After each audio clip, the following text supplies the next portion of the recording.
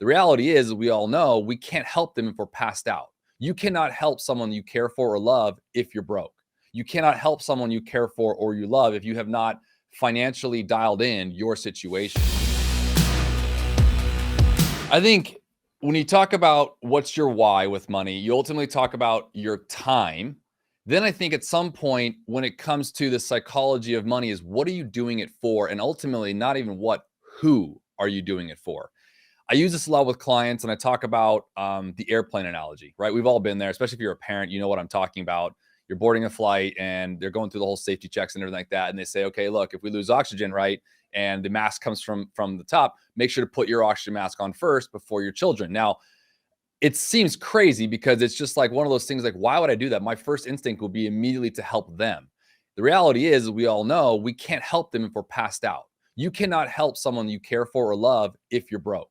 You cannot help someone you care for or you love if you have not financially dialed in your situation. So when you talk about what's your why and you refine that ultimately to buy you the most important commodity there is, which is time, and then you ultimately get into who are you doing it for?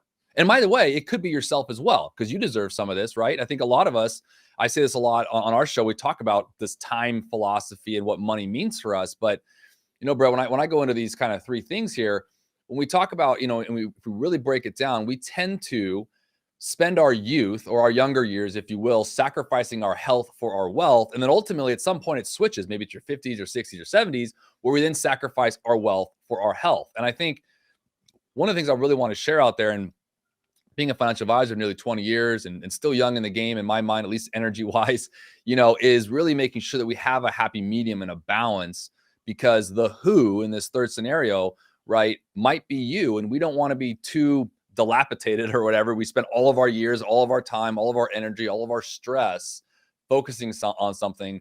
We want to enjoy it ourselves as well. So when you define who that is, and it could be your spouse, your kids, your grandkids, it could be a legacy you want to leave with a church, with a charity, with a nonprofit organization. I mean, there's so many great whys out there ultimately that lead into who. And I think when you kind of put all those things together, you get a really good mixture of what money actually means to you, and not money in the sense of like I say this a lot, like comparison's the thief of joy, right? So I don't want anybody looking over the fence and be like, oh, Bob next door just got a new grill. And we think immediately, like, that's how marketing in the world works. And that's definitely how money gets into our soul. I talk a lot about with those clients, right?